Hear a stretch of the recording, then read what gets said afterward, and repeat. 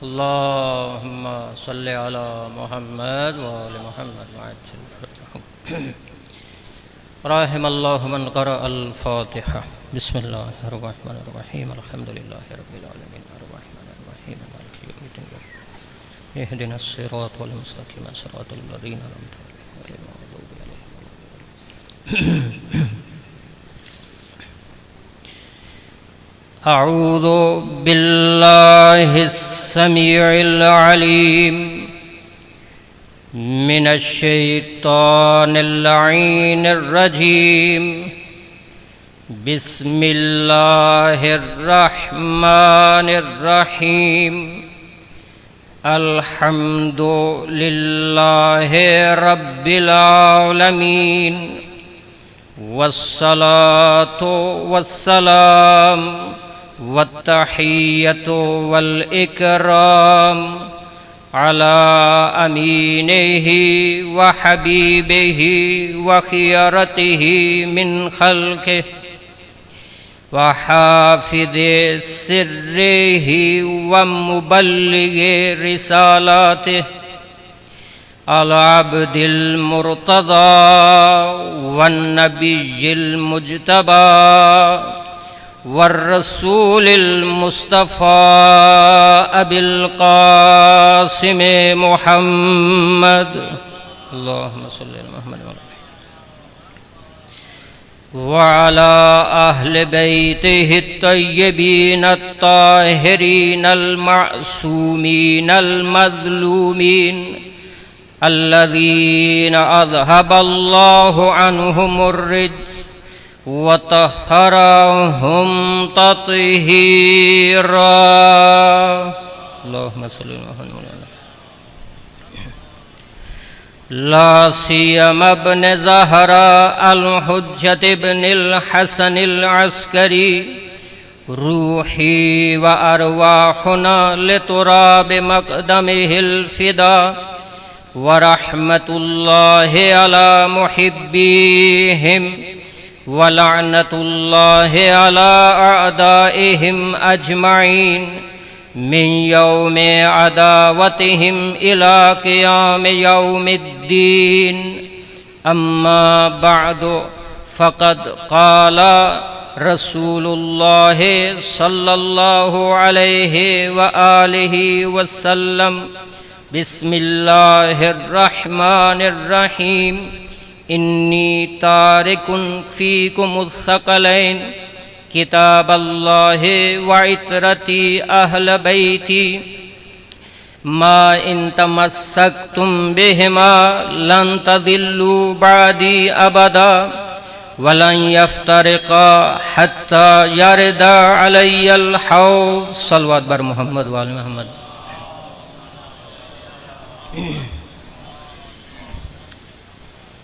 सारे मिल के दुआ इस्लामती इमाम ज़माना की तिलावत करते हैं। बिस्मिल्लाहिर रहमानिर रहीम। अल्लाहुम्मा कुल वलिय्यिक अल हुज्जत इब्निल हसन सलवातुका अलैहि व अला आबाए फ़ी हाज़िहि स्साअ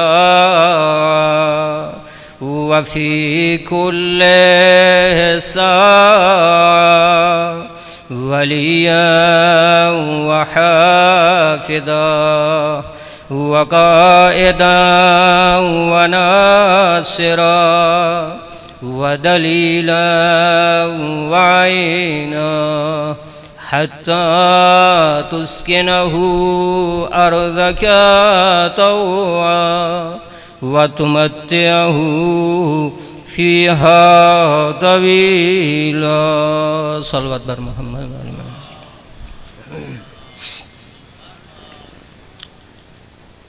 अज़ान गिरामी, खुदावंद मुताल की तरफ से भी और मासूमीन की तरफ से जिस चीज़ की बहुत ज़्यादा ताकीद है वो ये है कि हर आमाल में, हर आमाल के बाद दुआ की जाए बारगाह इलाही में। तो बहरहाल हम दुआ करते हैं परवरदिगार आलम की बारगाह में कि परवरदिगार आलम बानियान मजलिस की तरफ से इस सही जमीला को अपनी बारगाह में मंजूर व मकबूल फरमाए। या अल्लाह बेहक़ के मोहम्मद व आले मोहम्मद हाज़रीन की बानियान मजलिस की जो हाजात हैं उन हाजात को पूरा फरमा। हाज़रीन की बानियान मजलिस की जो परेशानियाँ उन परेशानी को दूर फरमा। या अल्लाह बेहक़ के मोहम्मद व आले मोहम्मद इस आज़ादारी में जिन्होंने जिस कदर जिस तरह का हिस्सा लिया उसको अपनी बारगाह में मंजूर व मकबूल फरमा। या अल्लाह बेहक़ के मोहम्मद व आले मोहम्मद जितने मोमिनीन व मोमिनात मरीज़ हैं, खुसूसन कुछ मरीज़ हैं, उनको ज़हन में रखते हुए या अल्लाह बेहक़ के मोहम्मद व आले मोहम्मद तुझे वास्ते पंजतन पाक का, बाबुल हवाइज अबुल फ़ज़ल अब्बास का और बीमार करबला का तमाम मरीज़ों को शिफ़ाए कामिला वाजिला अता फरमा। या अल्लाह बेहक़ के मोहम्मद व आले मोहम्मद जितने मोमिनीन व मोमिनात बे औलाद हैं उन्हें औलाद अता फरमा। जिन्हें औलाद दी है उन्हें सही तरबियत करने की तौफ़ीक़ अता फरमा। हमारे बच्चों को नेक व सालेह बनने की तौफ़ीक़ अता फरमा। या अल्लाह बेहक़ के मोहम्मद व आले मोहम्मद हमारे बारहवें आका मौला का जल ज़हूर फरमा। हमें उनका दीदार नसीब फरमा, उनके कदमों में शहादत की सआदत नसीब फरमा। दुआओं की कबूलियत के लिए बावाज़ बुलंद सलवात। अल्लाहुम्मा सल्लि अला मुहम्मद व आले मुहम्मद। अज़ान ग्रामी, रसूल खुदा ने जिस ज़िक्र का हुक्म दिया है वो मौला कायनात का ज़िक्र है। फरमाया कि ज़य्यिनु मजालिसकुम बिज़िक्र अली इब्न अबी तालिब अलैहिस्सलातु वस्सलाम। या अली माशाअल्लाह जिंदा व सलामत रहें। और किसी ज़िक्र के बारे में नहीं फरमाया, फरमाया कि अपनी मजालिस को मेरे भाई अली इब्न अबी तालिब अलैहिस्सलातु वस्सलाम के ज़िक्र से जीनत दो। अब या अली माशाअल्लाह जिंदा व सलामत रहें। अब ये नहीं, मजालिस का ये मतलब नहीं कि बड़ा प्रोग्राम करवाएं, बहुत बड़ा जलसा करवाएं, अब वहाँ पे स्पीकर लगा के वहाँ पे जिक्र करें तो इसका सवाब होगा। नहीं, जहाँ पे भी बैठे हों, चाहे आपस में दो दोस्त बैठे हों, तो वहाँ पे भी मेरे भाई अली का जिक्र करें।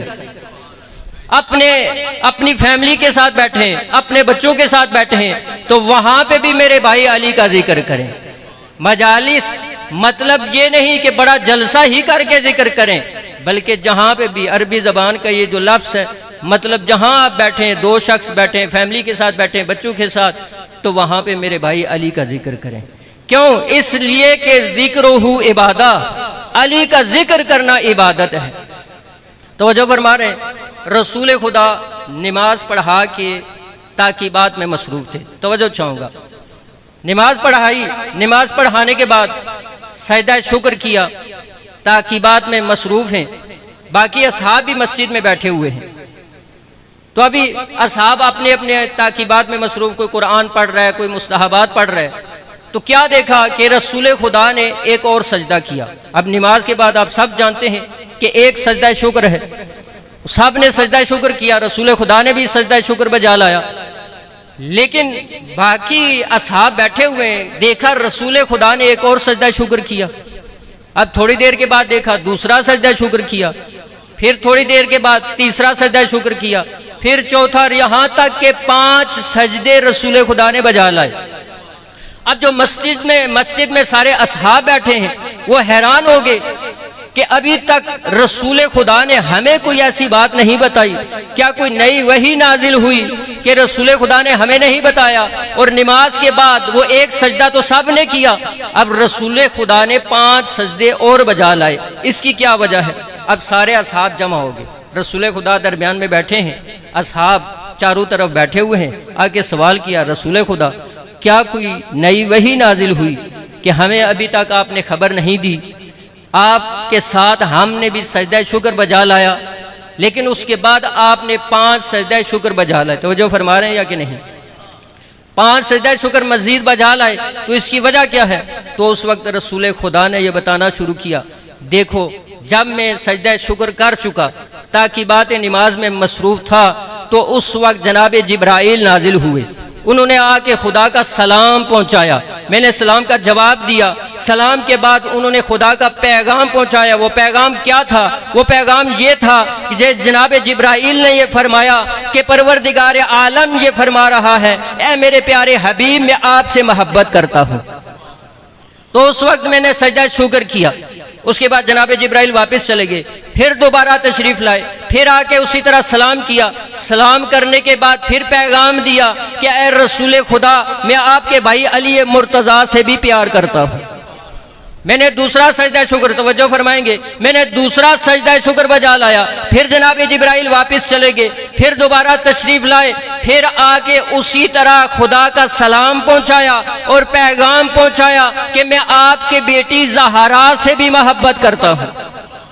मैंने फिर सजदा शुक्र बजा लाया।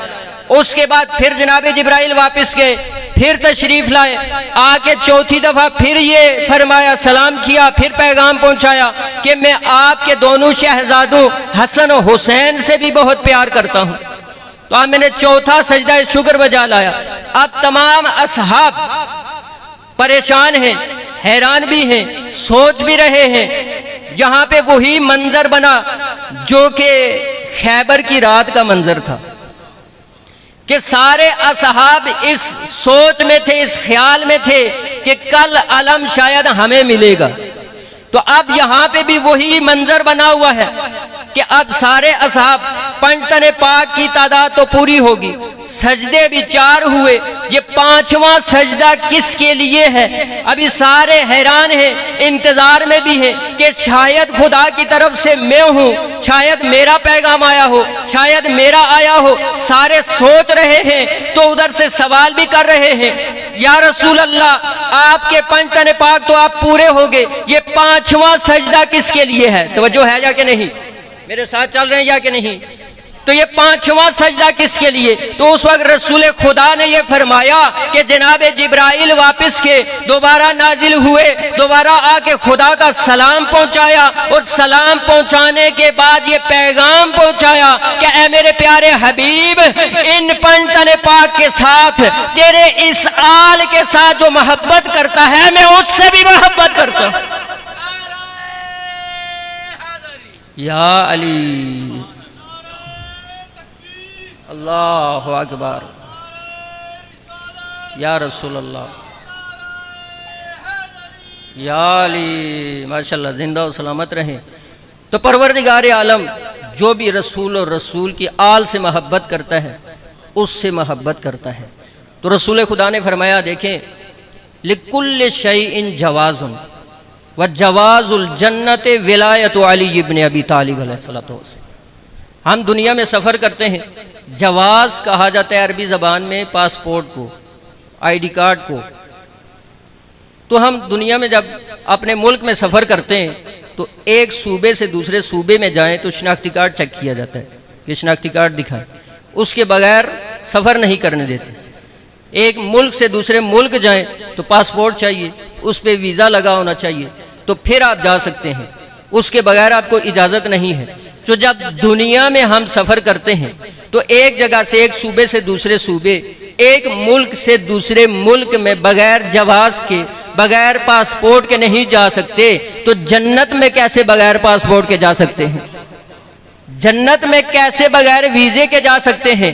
तो फरमाया कि दुनिया में तुम्हारे लिए ये जो जवाज है वो आईडी कार्ड है, पासपोर्ट है, लेकिन जन्नत में जाने के लिए कौन सा जवाज चाहिए? फरमाया जन्नत में जाने के लिए विलायत अली इब्न अबी तालिब चाहिए। या अली, माशाल्लाह, जिंदा और सलामत रहें। कि जो भी विलायत अली इब्न अबी तालिब अलैहिस्सलातु वस्सलाम का अकीदा रख के इबादत करेगा, उसकी इबादत काबिल कबूल होगी, वो इबादत कहलाएगी। नहीं तो बगैर अकीदे विलायत के जो भी इबादत होगी वो इबादत नहीं, वो वर्जिश ही होगी। सलवात भेजे पर मोहम्मद वाले मोहम्मद।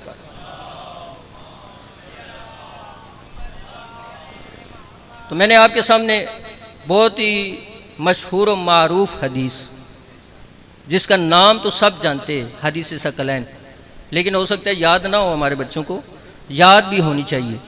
ये इसे क्यों मैंने तिलावत किया? वो इसलिए कि मैंने जब से ये बात सुनी तो मुझे बड़ी हैरानगी हुई।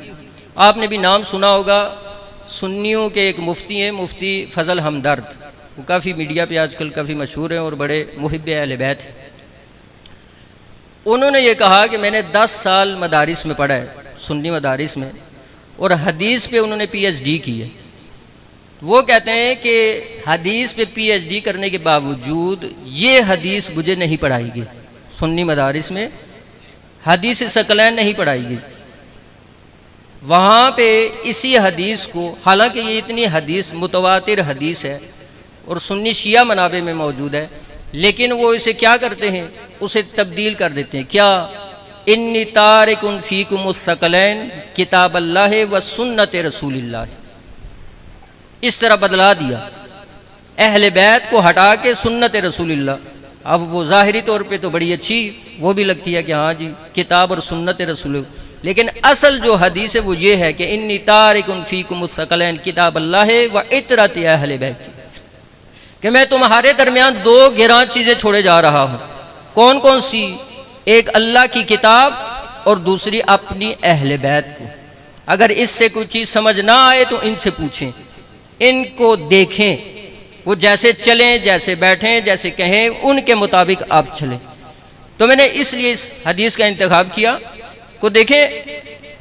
और फिर फरमाया कि जो भी इन दोनों को लेके चलेगा वो मेरे बाद कभी भी गुमराह नहीं होगा, कभी भी गुमराह नहीं होगा। और ये दोनों मुझे हौज़े कौसर पे जाके मिलेंगी। यह हदीस का तर्जमा हो गया। और किस मौके पे रसूल खुदा ने ये फरमाया? ये उस मौके पे जब इस दुनिया से तशरीफ़ लेके जा रहे थे, बिस्तर शहादत पर थे। और बिस्तर शहादत पर हूँ और ये चीज़ फरमाए तो इसका मतलब यह है कि ये कितनी मुहिम चीज़ थी कि रसूल खुदा ने ये फरमाया। इसमें बड़ी तफसील है और इसी बारे में रसूल खुदा ने कलम और कागज़ भी मांगा था और नहीं दिया, और वहाँ पे तौहीन भी की और सारी वो बातें। तो यही हदीस फरमा कर गया आखिरी लम्हात में कि मैं तुम्हारे दरमियान 2 चीज़ें छोड़े जा रहा हूँ, जो भी इनके साथ रहेगा, इन दोनों को लेके चलेगा, वो कभी भी गुमराह नहीं होगा। आप देख लें कि जिसने भी इनमें से किसी एक चीज को छोड़ा वो गुमराह हुआ है। जिन्होंने कहा हस्बुना किताब अल्लाह, उनका हाल देखिए। मैं आपको इसी के ज़ैल में चंद जुमले और आगे बढ़ता हूं। देखें, अगर कोई शख्स ऐसी जगह बैठ जाए कि जिसकी वो अहलियत नहीं रखता तो वो हमेशा शर्मिंदा होता है। ये मौला कायनात ही थे कि जिन्होंने हमेशा ये ऐलान किया सलूनी सलूनी कबला अन तफकिदूनी, तो कभी शर्मिंदा नहीं हुए। बहुत सारों ने ये कोशिश की और वो शर्मिंदा हुए। तो इसी तरह अगर कोई शख्स ऐसी जगह बैठ जाए जिसकी वो अहलियत नहीं रखता तो वो शर्मिंदा होता है।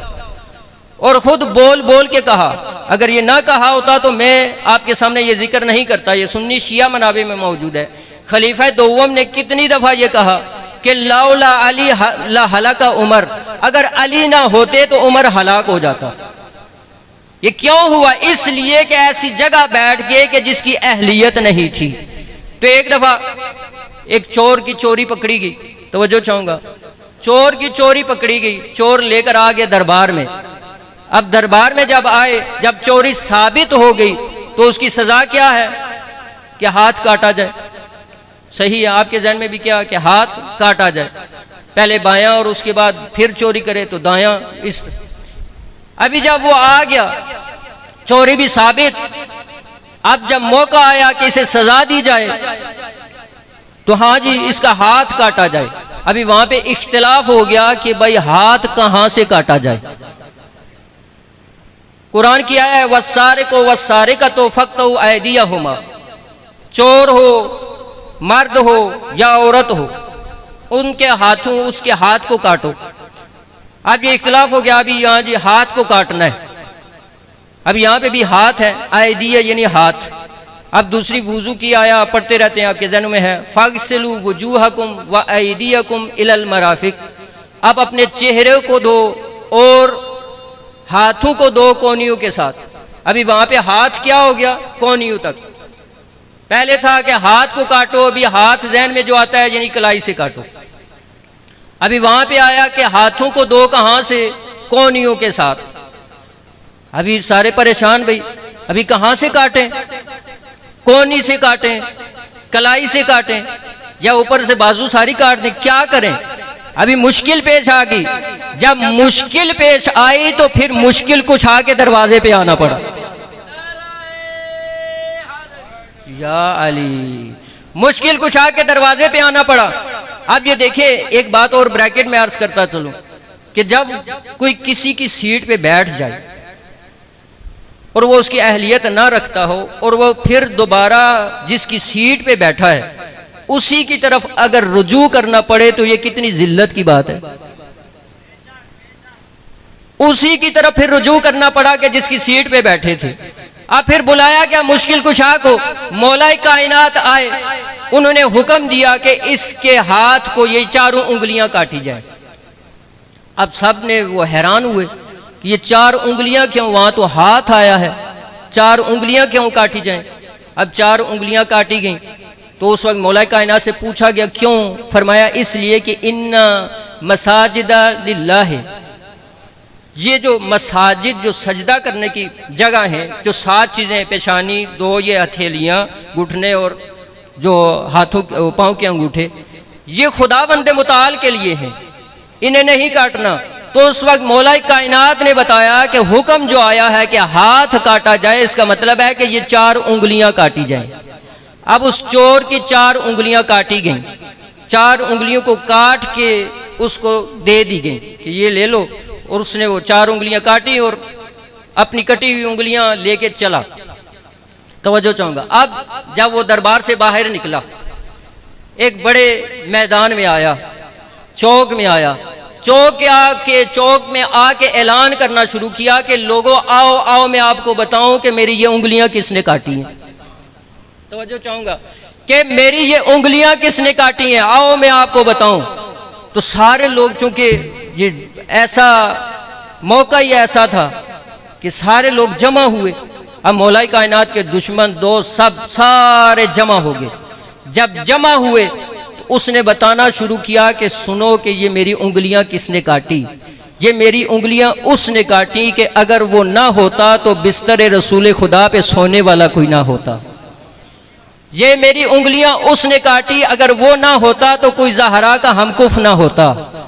ये मेरी उंगलियां उसने काटी कि अगर वो ना होता तो आया विलायत नाजिल ना होती।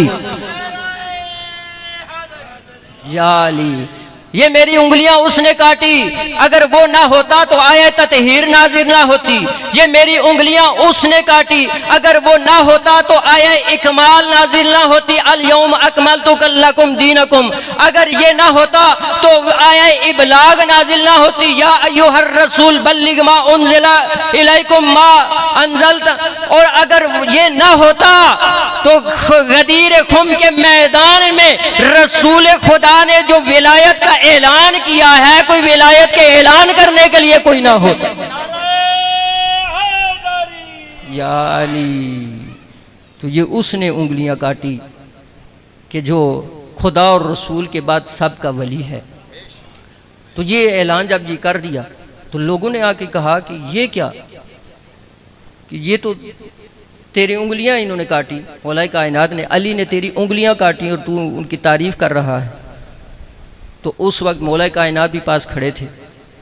तो वो कहता है कि वो मौला कायनात का आदल था, उन्होंने उंगलियां काटी। ये मेरी मोहब्बत है जो इनके साथ है, इसलिए मैं ये ऐलान कर रहा हूँ।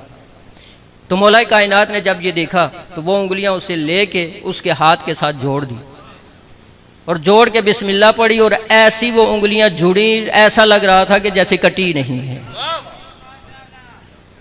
तो उस वक्त मौला कायनात से ये पूछा गया कि ए अली, वो क्या था और ये क्या है। तो उस वक्त फरमाया कि वो अदल इलाही था, ये करामत अली है। सलवात पे जबर। या अली, अल्लाहु अकबर, या रसूलुल्लाह, या अली, अल्लाहुम्मा सल्ली अला मुहम्मद व आले मुहम्मद।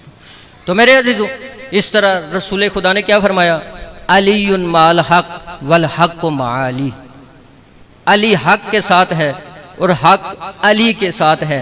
तो ज़रा कुरान में एक और मरहला भी है, ज़रा उससे तवज्जो करें और उसके बाद मैं इस हदीस को पूरा करूं, जहाँ पे परवरदिगार आलम ने फरमाया कि या दाऊद इन्ना जअलना का खलीफतम फिल अर्ज़, ए दाऊद नबी अलैहिस्सलातु वस्सलाम, हमने तुझे ज़मीन पे अपना खलीफा बनाया।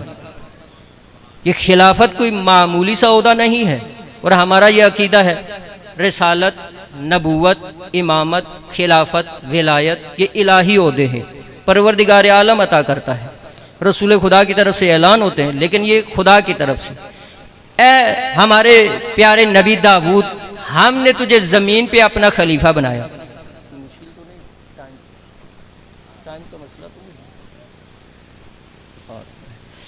सलवात भेजे बार मोहम्मद वाले मोहम्मद।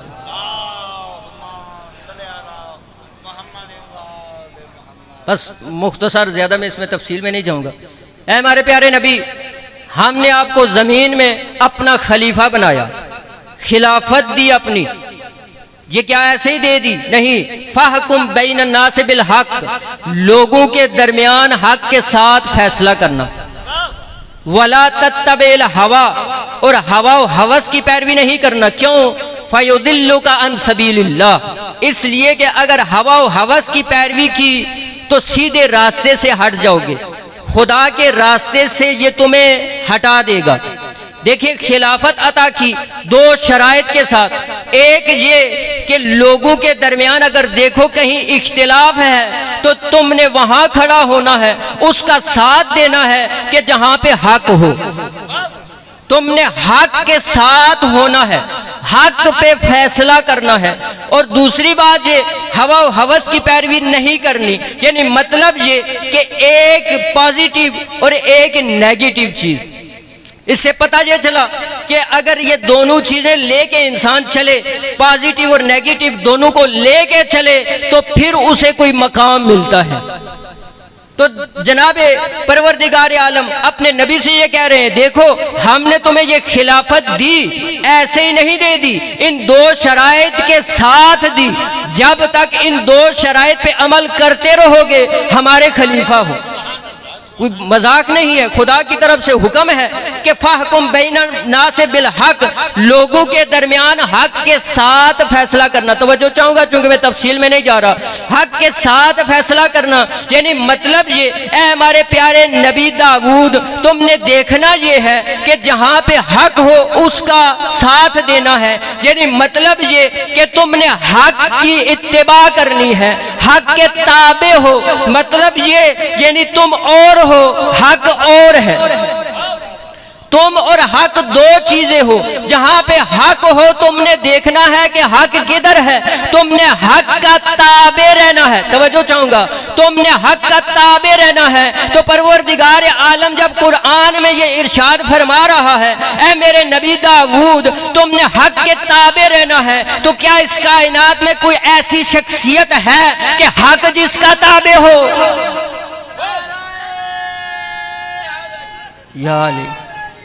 या अली माशाल्लाह, जिंदा सलामत रहे। तो ये मैं क्या बताऊंगा, ये रसूल खुदा ने बताया। वो रसूल खुदा के मा यंते को अनिल हवा इन हुआ इल्ला वहयुन यूहा के मुताबिक वो कलाम करते हैं। रसूल खुदा ने फरमाया अलीउन माल हक वल हक मा अली, अल्लाहुम्मा अदरिल हक हैथु मा यदूरु अली। अली हक के साथ है, हक अली के साथ है। परवरदिगार आलम हक को उधर उधर घुमाता चला जा जिधर मेरा भाई अली घूमता चला।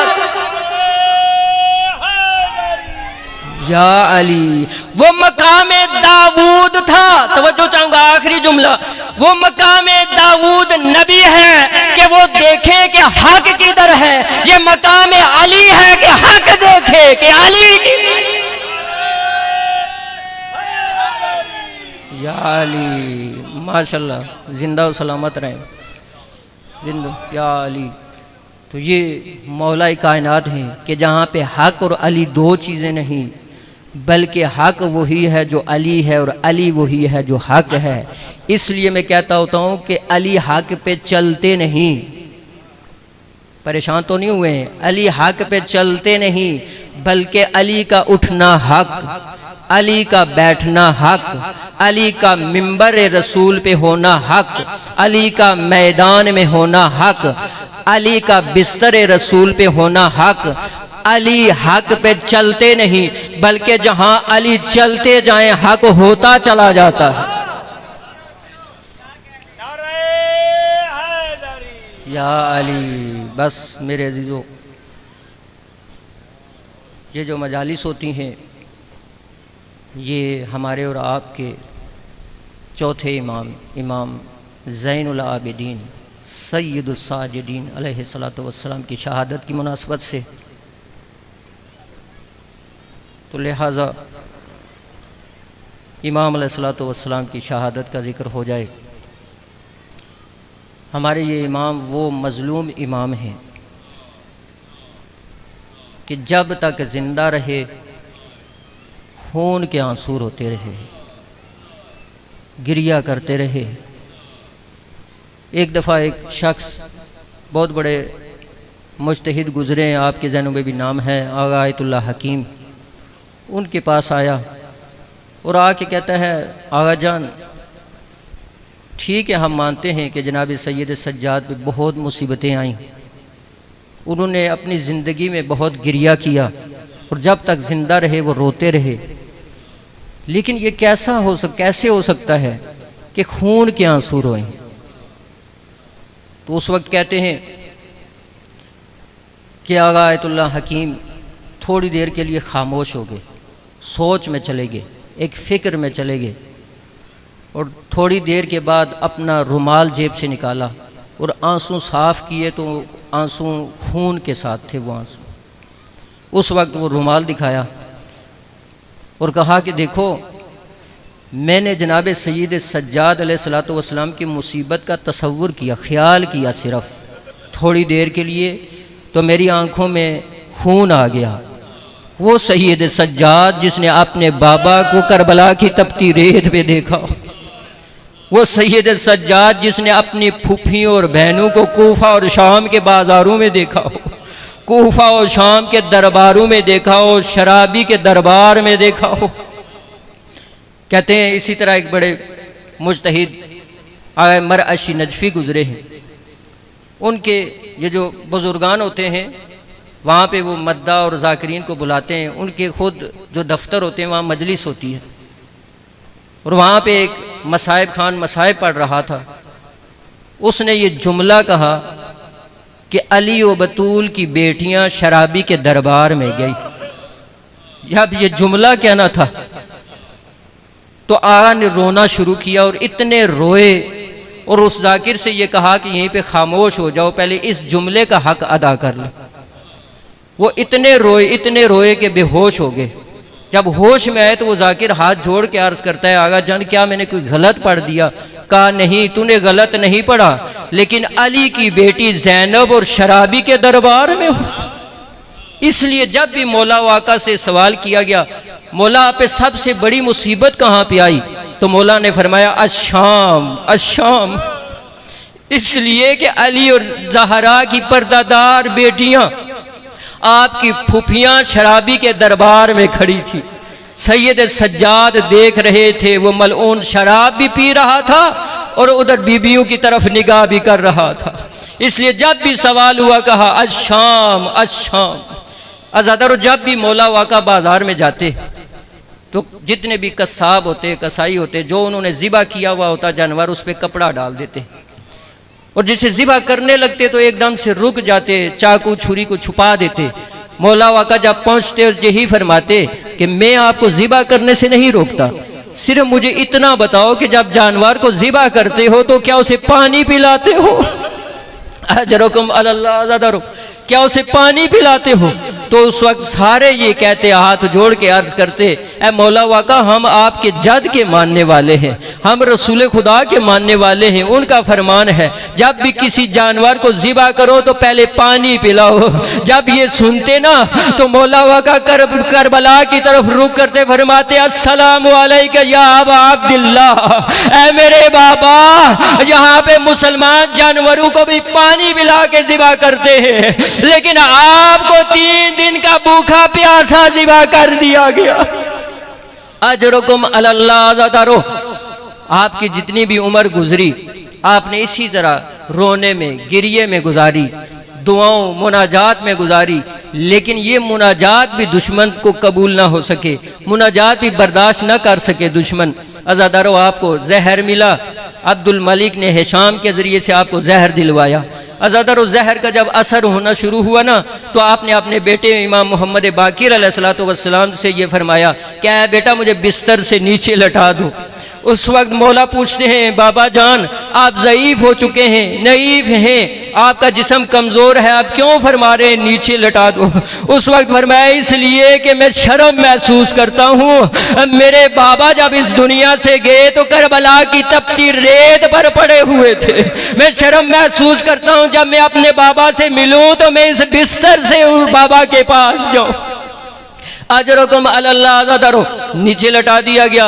मौला आका की रूह परवास कर गई। मौला ने आपको गुस्ल दिया, 5वें छठे इमाम ने, मौला इमाम बाकिर अलैहिस्सलातु वस्सलाम ने, 5वें इमाम ने आपको गुस्ल दिया, आपके बेटे ने कफन दिया, तशिये जनाजा हुआ। अज़ादारो जब गुस्ल देना शुरू किया ना, इमाम जब गुस्ल दे रहे थे तो चीख मार के रोना शुरू किया। जिस तरह मौलाए कायनात जनाबे सैयदा को गुस्ल देते हुए चीख मार के रोना शुरू किया, इसी तरह इमाम बाकिर अलैहिस्सलातु वस्सलाम ने भी रोना शुरू किया। क्यों? इसलिए कि वो ताज़ियानों के निशान देखे जो करबला से कूफा और कूफा से शाम तक लगते रहे। अज़ादारो जिस तरह मौलाए कायनात ने जब गुस्ल दे रहे थे, सैयदा की टूटी हुई पसलियों पे जब हाथ पड़ा तो चीख मार के रोना शुरू किया, सैयदा तूने मुझे ये नहीं बताया था कि तेरी पसलियां टूटी हुई है। इसी तरह इमाम बाकिर ने रोना शुरू किया, बाबा जान आपने मुझे ये नहीं बताया, आप पे ये ताज़ियानों के इतने निशान है। अजरुकुम अल्लाह ज़ातारो, गुस्ल दिया, कफन दिया, तशिये जनाजा हुआ, बहुत बड़ा जनाजा हुआ। उस वक्त का कहते हैं कि सबसे बड़ा ये तशिये जनाजा था। मौला आका ने अपने बाबा को दफन किया। बस मुख्तसर कर रहा हूँ, आखिरी जुमले मैं हाथ जोड़ के चौथे इमाम इमाम ज़ैनुल आबिदीन अलैहिस्सलातु वस्सलाम की खिदमत में अर्ज़ करूँगा, मौला आका आप पे बहुत मुसीबतें आई, आपको बहुत तकलीफ़ें दी गई, आपने अपनी पूरी ज़िंदगी गिरिये में गुजारी, लेकिन आपका बेटा मौजूद था, आपको गुस्ल दिया, कफन दिया, तशिये जनाजा हुआ, बड़े एहतराम से दफन किया गया, लेकिन हाय आपके बाबा करबला की तपती रेत पर पड़े रहे। आप भी थे लेकिन गुस्ल ना दे सके, कफन ना दे सके, चूंकि आपके हाथों में हथकड़ियां थी, पाँव में बेड़ियां थी, गले में तोके खारदार था।